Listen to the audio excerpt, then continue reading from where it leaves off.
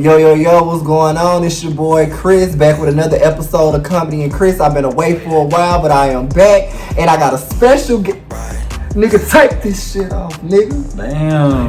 Show that face. I swear I ain't got the Toronto friend. Look, yeah, check yourself 24/7. Make sure, look, around the bitch.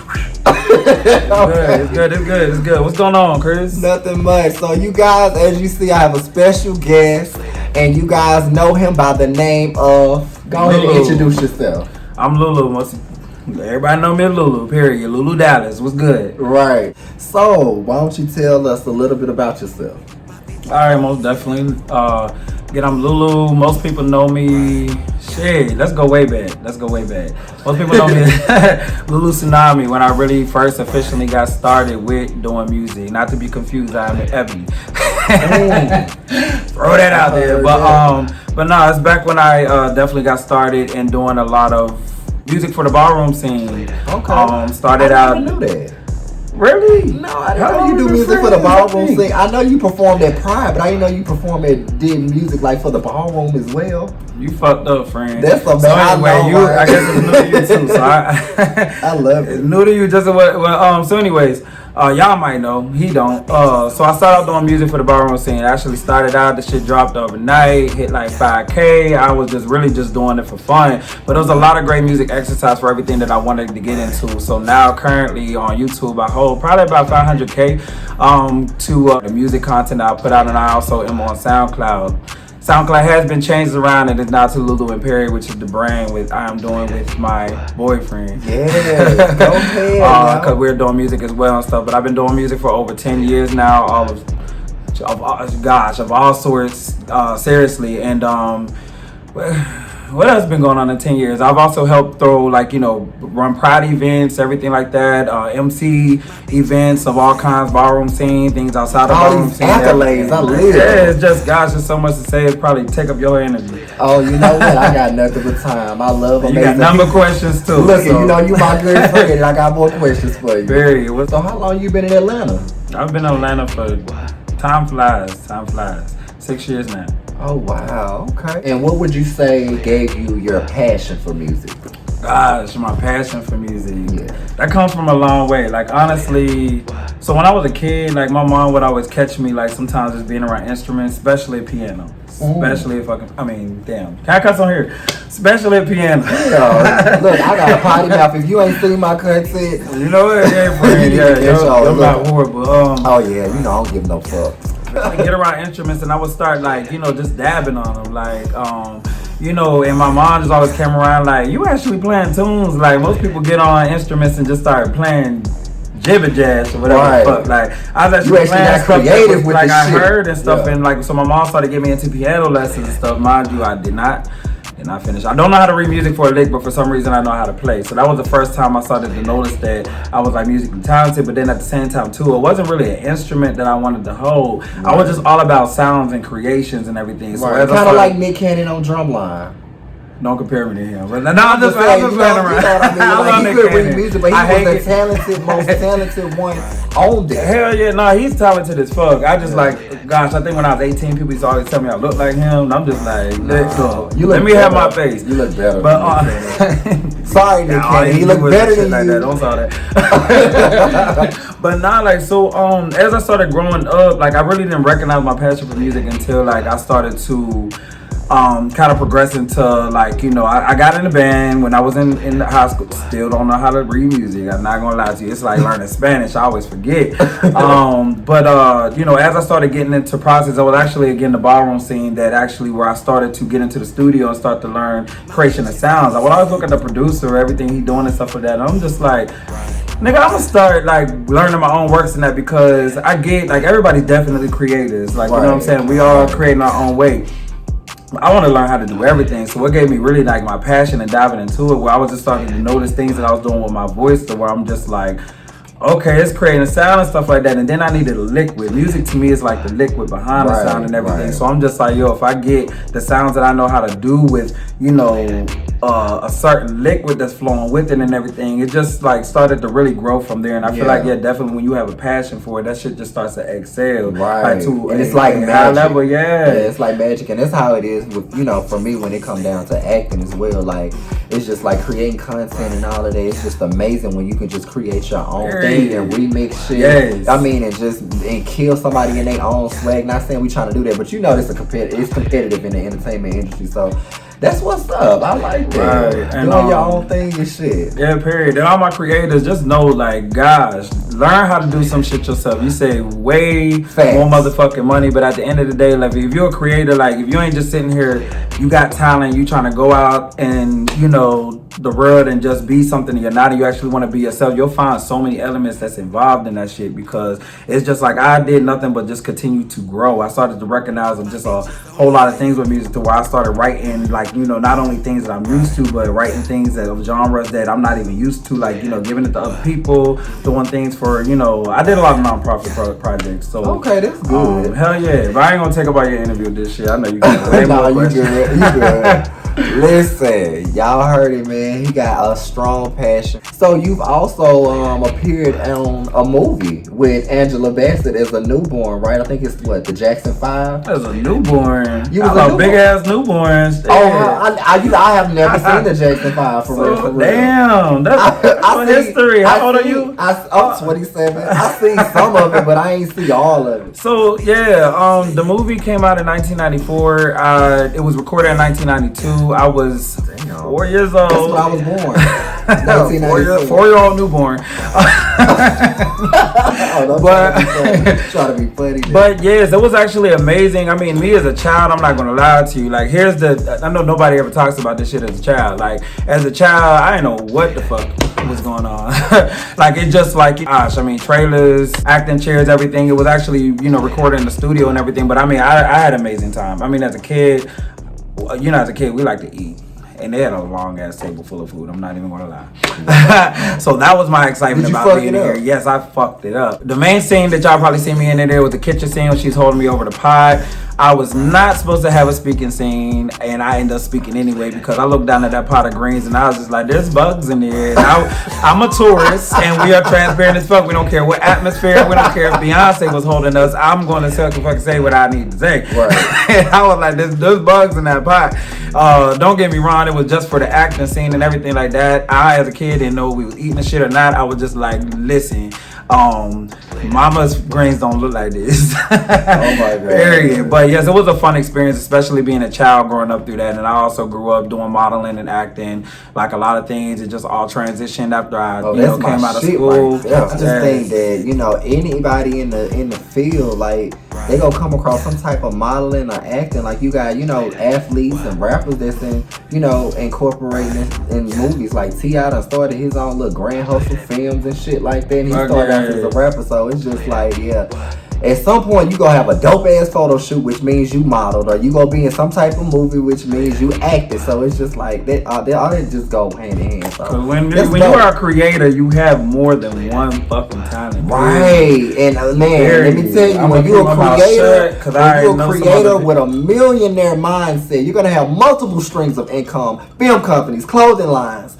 record labels, all that shit. Sky's the limit. And y'all can do it. Don't you let nobody tell you that you can't, nigga. Sky's the limit. Fuck you talking about, nigga. So what do you feel makes you stand out as an artist? I feel like I can speak for all creators when I say this, and I like to use the word creators. Speak for yourself, nigga. I'm just playing. I like to use the word creators because just like, you know, my man right here, like, we've been friends for fucking years, and like, you know, you modeled, acted, and everything, but then, you know, everything, all the productions I've been seeing you put together, like, that's a creator, so it's just like the work never stops. So what stands out to me, you know, as an artist, I really don't look to what I can do to impress, you know, anybody. I feel like that seems like a self-esteem issue, because the only person I want to impress is myself, and the only way I can impress myself, like, we can all get an outfit on and look in the fucking mirror and be like, damn, I look good and stuff like that, but what happens to that time you look in the mirror when you don't have a haircut and you don't have the right outfit on, or you need to go to the store and buy an outfit? Nothing changes that, because when you look at everything that you have that's self-indulged, let's look at the things like we're talking about. Like, I don't only know how to act. I only know how to sing. I don't only know how to rap. I don't know how to only. I already talent is unlimited. So I don't only know how to produce. I don't only know how to mime or get in the choir or do something if I wanted to and everything. It's just like the sky's the limit. So what makes me feel like I stand out as an artist is when you just look at it literally like the sky's the limit. You can go as far whatever miles that you want to go. And already I feel like I've been blessed with a lot of talent to where I've been able to do a lot of self-work. I've been able to do a lot of things myself. There's nothing wrong with getting help, adding help and everything. Everything could be addition to your quality, but do you have quality? So what to me makes me stand out as an artist is the fact that it's just like, if I need to go get an outfit, I'm gonna go get an outfit. If I need to make a beat, I could dissect and figure everything out and get all the tools I need to make a beat. If I need a period. You don't need a stylist and you don't need nobody to make no beat. You self-made. And that's what make you stand out. Because let's talk about a stylist actually. And how you're creating everything. A stylist is somebody that within their talent, they're using their talent to help you out and everything, and there's nothing wrong with that. But the first thing the stylist is going to ask you when they come to you, what do you want to look like? Because I'm going to enhance it. If your answer is you don't know, baby, you're not prepared. What I mean, because really, if you want to know anything about style, or if you want to know anything about your talents and everything, it's all about like, who do you see yourself as? What vision do you have that gives you confidence? Because we all have an inner being. We all have that person inside of us. It's just like, if this role was mine, I would be this. So again, I could talk forever about shit like that. I'm gonna stop there. I love it. Have Atlanta been somewhat of a boost or asset, you would say, to your career? I have two answers for that. All right, what's the first? Because again, this whole time I'm really gonna speak about creations and creators, like real talk. Yeah. So, like, mind you, by all means, there are creators everywhere. I just feel like certain cities it's kind of hard to find them, but just speaking on Atlanta, there's so much opportunity down here. There are a lot of people who are pretenders. They are definitely fried. You call them impersonators. You will find producers that sit here and be like, I can do this. And can't do shit. And it's just like certain, some of us are looking at things to come at a certain level. I will say that there's definitely opportunity for you down here. But if you think anything's going to come cheap or free, you are fucking wrong. Period. And my thing is, you get what you pay for. So if exactly. you get some shit that's free, you paying out your ass, or you paying the motherfucker quality is shitty. Period. You put your money where your mouth is. You put your money where your talent is. If you know your talent go bag you up, if you got the money, make that money and invest in yourself and get quality, you guys. Investment. And I know that all too well, but this ain't my interview. I'm just the interview. You good. Investment is actually very important, because no, you don't have to wake up and be like, damn, this is $500. I gotta pay this or something like that. But it's all about investments. And ain't nobody stopping you from getting manifest, write the shit down. Ain't nobody stopping you from getting a bank account. Like, there's no rule saying you cannot open up a savings account. So if that opportunity flashes by your way, don't care if you work at McDonald's, find a way to start throwing checks away. You got tax already coming out. I don't give a fuck if you say you got $1 to your name, not to cut you off. Period. If you got $1 to your name, nigga, say you are not broke. Manifest that you are wealthy and you are rich, and I promise you, do make the proper steps to getting the money that will make you rich. Put God first, and I promise you, it's gonna come. Yeah, and definitely one thing, definitely saying too, like, stop being in a rush, because great work, takes great time, but you'll see that the time really ain't go by when you're investing it into a single project. Everybody be in a rush a lot of times. Like, take your time on things that it is. Take your time on finding producers. Take your time on finding relationships. Yeah. Take your time on everything it is that you do. Stop being in a rush. You get better results when you take your time. As far as finding the right producers, the right opportunities and everything for you, that gives you time. While you're finding the producer, start saving your money, because you don't want no fucked up ass work. You got to figure out a way to stand out from everybody else. Everybody want to record. Everybody want to do model. Everybody want to, But everybody ain't ready to have that conversation when they find what they want. You want their producer, but when you meet their producer, you not talking the right language. Have your shit together when you get ready to go and meet with these people. Be business minded, be professional, and blow these people's minds, because you only really sometimes get one chance with certain people, and it may be a good connection that you fuck up because you tripping over your words and all that. You ain't did your research on them, they company, to see how it's just like a job interview. A lot of job interviews want to know, what you know about the company.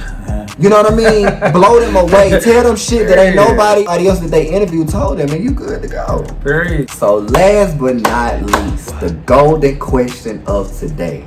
Golden question. What's golden up? question. Let's talk about it. So, rumor has it that you and your lover Parie split up. So, is it true? Or honestly, I think things get carried away on social media. They do. Because I really want to speak on first foremost of how it's just like, one, I don't think it's ever classy to put your personal business on social media. And what I mean by personal business is like, if anything is representing purity, by all means, produce it. The thing is, like, what sucks about social media, what sucks about platforms or anything like that is like people look at kind of the first thing you do. Just like if anybody were to look at situation with Beyonce or anything like that, it's just like people look at the first thing you do and it's just like they want to judge. You know what I'm saying? They take a little bit of information and run with it and just conjure up their own imagination and their own desire from hate, because they hate on what you got. Right, exactly. So just to put the rumor to sleep or whatever, we want to announce that we broke up. Like, we will announce that we know like a lot of people have been following us in regards to us building just building a platform and really producing our relationship. Not that it was really meant to be a social media thing. It's just the fact that which we'll talk more about that, but we're working on music together, and we just happen to be in a relationship doing it, which I think is awesome, because it's hard for even friends a lot of times to do music. And yes, some things were handled immaturely. The thing I just want everybody to remember is that we are human beings. You know what it is that I'm saying? You go through shit. It's like we're human beings. We young, dumb. Right. It is what it is. Like, we young people and we are growing and everything like that. But each situation, any flaws that you have are meant for correction. If you make a flaw, if you make a mistake and everything, it's just like it's called growth. Yeah. Think about it. If a dog, sure, a lot of us had puppies. You see it trying to climb up the steps or whatever. Then it tried to go back down. When it went back down and tumbled, I bet you it wasn't going to make that same mistake again. Because things that hurt us, it make us want to make changes and everything. You only make you stronger. Exactly. Yeah. If you're living in a period of insanity, then I feel like that's definitely where it's like some changes need made. So just to put that we broke up thing to sleep. Like, one, I think it's kind of immature for anybody. If something happens, you react off the anger and everything, and it's not nothing drastic, nothing that happens. But if something happens and you react off of anger, you're not really out of the relationship, because most of us know that, right after you get clear through your anger and everything, a lot of people then got back together. Show of hands. Show of hands. That was shady. A lot of people then got back together afterwards. Some people keep going for this. Oh, let's get back together. Let's break up and everything. And really, what it is, instead of fixing the issue, then getting back together. Fix the issue, and then you know what I'm saying. Let's figure out what it is. Because it's the difference between breaking up and taking a break to take some time to self-reflect and get yourself together to make sure that you guys are going to have a healthier round. When you guys decide to, you know what I mean, step back on the scene and show up together and do that. I mean, I went through that. And with my first love, you know what I mean? We went through a lot of shit, but we got through it. I mean, we decided we didn't want to be together, you know what I mean? But that's neither here nor there. I'm glad that, you cleared the room as far as that goes. I wish you guys well. And I also want to know, like, what made you guys want to do, like, music together? You know what I mean? Let's talk about the good things. That was just the rumor. Let's talk about what made you guys want to do the music together. And how did that go for you? Well, let's being an independent artist and then merging. I just want to clear out the negativity first, because I'm sure a lot of people wonder what happened. Okay, go ahead. This is all of a sudden. This is like one thing happened. If I post 5 pictures of myself and I do not include my boyfriend, they're like, "What happened?" So I mean, by all and then you go out, they're like, "Why your boyfriend ain't here with you?" I'm like, "Bitch, that part." I ain't trying to make nobody famous. So like, period. Look, exclusive. Fucking listen. You are. Mind your goddamn business. Period. Because it's like at the end of the day, look. Period. Because anybody that know me and anybody that know even my career through the ballroom scene, like of course producing beats, I've worked with Kevin, Jordan Zion, I've worked with which he's a prodigy now. All due respect and everything. Worked with Greg, EV Sue has now y'all know him as Long Been and everything. Like the ballroom scene was about 10 years ago for me. I hate to see that. Oh, no, melanin, good black don't crack. I'm 32 years old. Right. But you know, my thing is nobody ever seen my business ever point out. There ain't nobody that ever found Lulu did. No, nobody knows unless I tell you. Period. Because it's just like I keep myself very exclusive behind the scenes because nobody deserves to know your story except you and the people that is that you trust and everything. So just wanted to clear that out the way. So as far as what happened, I really don't. Parie is not here.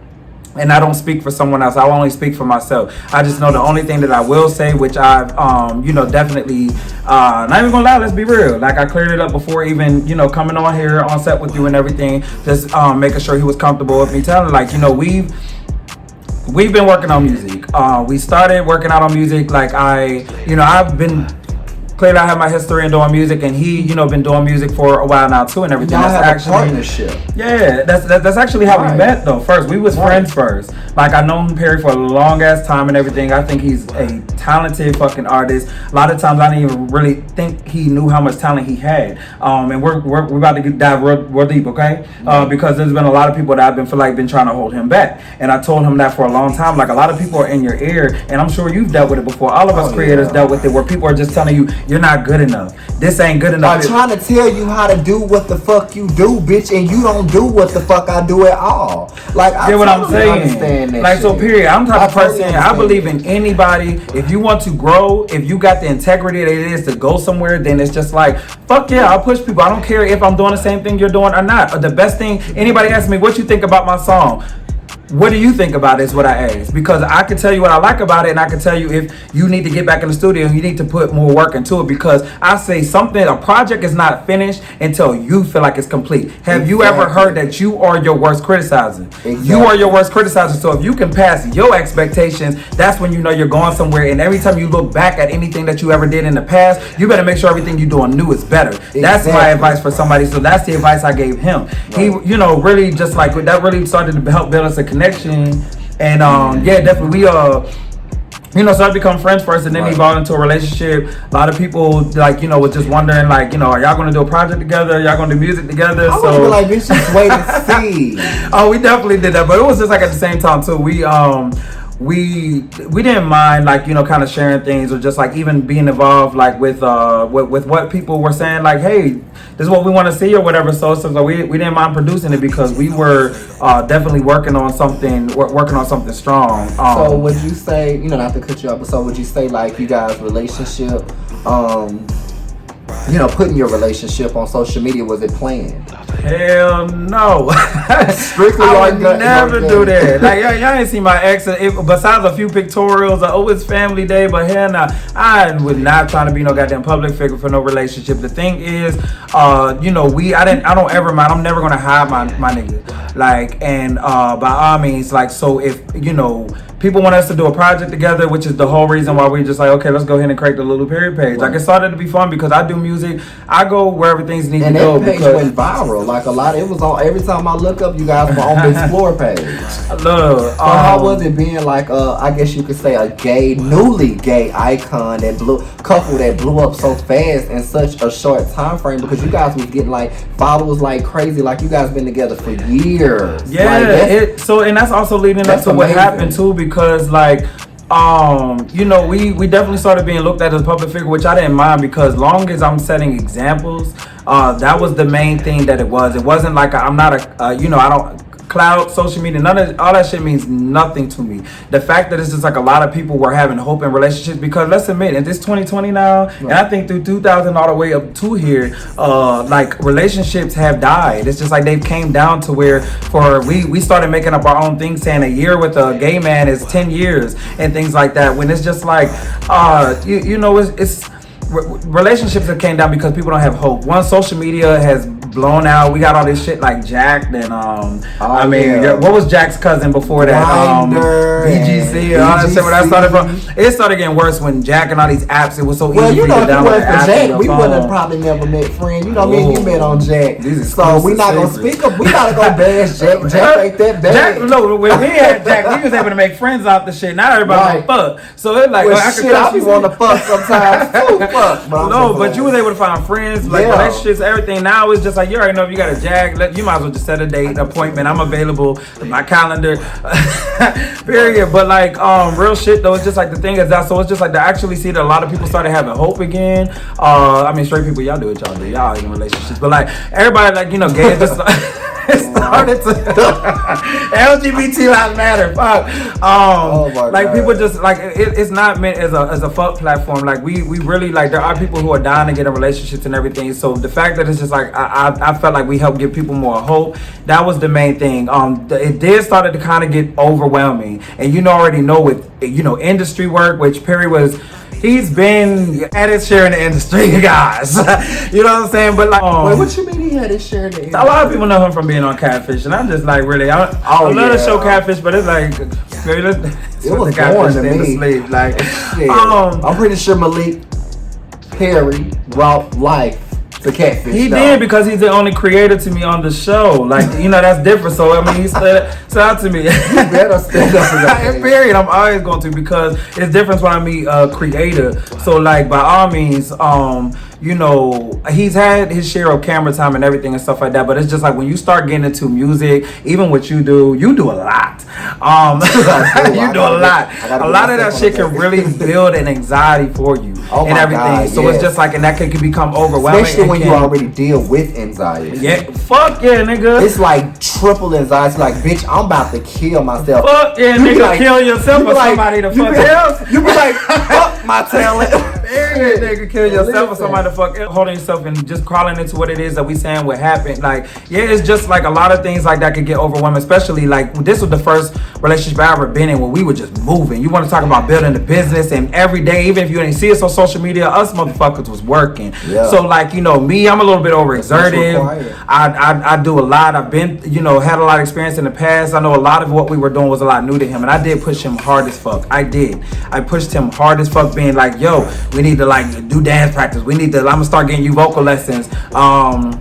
Let's pick random times and just be like, yo, we're gonna write and stuff like that. And I will say he's overwhelmed. Overwhelmed a lot of times, especially when anxiety can create just like, just some things that fall on us mentally. And just to reach out to anybody that has any mental illnesses, especially if it didn't come from a situation like us, it kind of came from birth or whatever the case is and stuff like that. The strongest creators have mental issues, so please don't ever speak about anybody with mental issues, because most of the motherfuckers that have mental issues is up there and have fucking status, period. All the bitches with status. So it's like, do not ever come for somebody mental, because the only thing that you're saying about somebody with mental issues is they're one of the strongest motherfucking creators, and they're on the most of the motherfuckers they saying something about people with mental issues, they have mental issues that they probably in denial of. They don't even realize all us, mental health is very important. And anybody can lose that shit at any moment. You got people that's bipolar, people that's schizophrenic. I have a family member that has bipolar schizophrenia, and that shit is serious. But at the end of the damn day, it is what it is. Like, we all got struggles. My thing is, don't be mad. I mean, not mad, but don't speak negatively on somebody who is transparent about what they're dealing with, and you just living in the closet with what the fuck you dealing with, because, don't nobody know, so I can bash the bitch that everybody know got this problem. Don't be the man one talking. Humble yourself, because at the end of the day, this person is going to be the one rising while you stuck at the same spot. And because I feel like only miserable people talk about people with disabilities and mental illnesses and shit like that. Right. People that's not happy with themselves. You know what I mean? Mm-hmm. That's why people respect confidence. When you confident, whatever you got. Like, I have Tourette syndrome. A lot of people don't know that, but I done said it on plenty of videos. You really talk about it too. Yeah, I got Tourette syndrome. When you embrace that shit, can't nobody. When you embrace all your flaws, like my car hit as fuck in the front, that bitch hanging down. Outside, I made a video skit with that. Bitch, you can't come for me about my car. You can't come for me about my Tourette's, because I come to you in full transparency about that in several videos. So if you talk about it, it's gonna be like a key to me. I'm gonna really know you really trying me. You know what I mean? Right. And by all means, you lucky he got Tourette's and I don't, because he humble. Me, this hand will get out of fucking control. Oh, it do sometimes. I'm humble, but I'm not. Look, I'm humble, but I ain't that goddamn. But so listen, so we gonna bring this video to a close with one final question. What's up? So you and your dude Parie, is having some issues right now, like any other relationship that I've been in, and any bitch that's watching this have had, or if not worse. Some bitches done killed they lovers At least y'all still alive. So my whole thing is, what do you guys think you're gonna do moving forward from this point on with working everything out? What do you feel like? You know, have you guys talked about a solution that you feel like can fix it to where you guys can get back like close, even though y'all still close, but like close? Well, yeah, like I want to talk about something that's very real too, because I know a lot of people probably think, hell yeah, a lot of things were planned. We really did everything organic. Like sometimes we would just pop a camera up and just literally when we in a high vibration and everything, we pop a camera up and just start recording because we be like, oh, let's capture this moment. We weren't capturing the moment for social media clout. We weren't capturing the moment to just be like, hey, let's be fake. We're capturing the moment because these are memories for us. Every time I go on my page and I look at just everything that we shared, how happy we were together, that shit was real as fuck. And no, we didn't have no problems.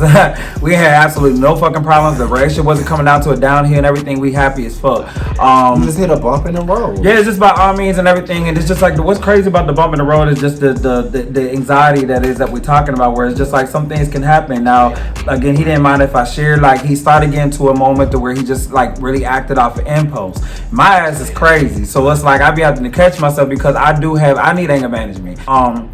Act on impulse a lot of times, and then it's just like sometimes it caught me off guard because we've been our happiest moments sometimes, and it'd be like so really like the last week it kind of just got really horrible, and you know, to the point to where I'm just like I know this ain't my man, because my man has loved me this whole relationship. My man has definitely done everything he needed to do in the relationship. He's done better than any relationship I ever fucking been in. This was my relationship key goal. Like this was where I was supposed to be. So I said no, it's not gonna take all this happiness, 99% of fucking happiness, and then one thing take us apart. No, what we had planned to do pretty much was it's just like he gonna get therapy for, you know, just the situation he was having, and me, my ass, I'm going to get motherfucking anger management because I'm crazy as hell. I don't ever want to react towards anything on no high strong type of way that could actually damage our relationship and ruin it as a whole and everything. And you've been through a lot, and I honestly just feel like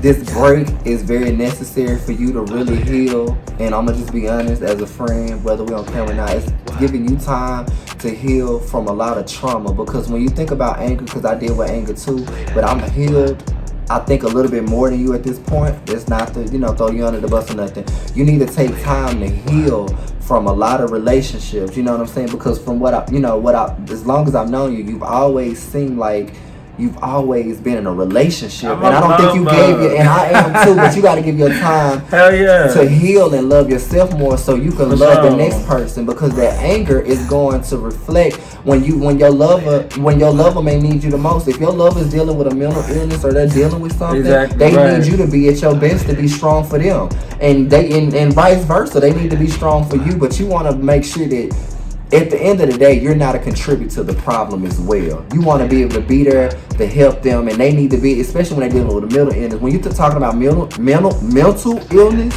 it's different from having trauma in a way and being damaged from things you went with. It's still mental when you have been through trauma, but mental illness is, you know what I mean? That's kind of different. If you haven't got diagnosed with like schizophrenic or something like that, and you just dealing with anger problems because of shit you went through, you can get over that. You gotta get over that. You know what I mean? So you can be in best performance for him. Yeah. And that's just the real as I can get. Right, but I mean, so like my main thing is too, because I've learned from every relationship I've been in, and it's just like the important thing is, just like we were talking about before with creations, is to do better. And by all means, I didn't notice it was taking effect at first because Parie is very normal. He's one of the most sweetest people in the world and everything. It's very normal. So it's just like, when the situation started cracking out within the last week is when I really started to notice. And it's just like my thing is, I'm like, damn, I got to do something in contingents to make sure I'm good in case he need me and everything. So it's just like to close the rumors, I'm going to be there for my nigga. And you better, and I love that. So let's close everything else because I don't want anybody else except Parie. And there you guys have it, y'all. I really enjoyed this interview. And I'm so glad. Thank you so much for being here. Clearing the rumors for all these bitches out there that's talking shit, that's hitting you up, hitting your line up, couldn't wait for you to break up. You know what I mean? Then see pictures posted with your niggas, so they feel like, oh, he ain't with him no more. Let me slide his DM. Y'all, us as a community, we gotta stop doing thirsty shit like that. Cause you gonna be on to the next best thing after you fuck. Anyway, so like all these motherfuckers out here, you can fuck with more than one person if you want to, but stop fucking with people when they trying to work on their relationship. Like that shit thirsty, and that's a commonality in this community. Stop doing that. And y'all have a great day. Any last words? Peace out. Peace. That's close the statement. See y'all later. Bitches on it. Slay that beat.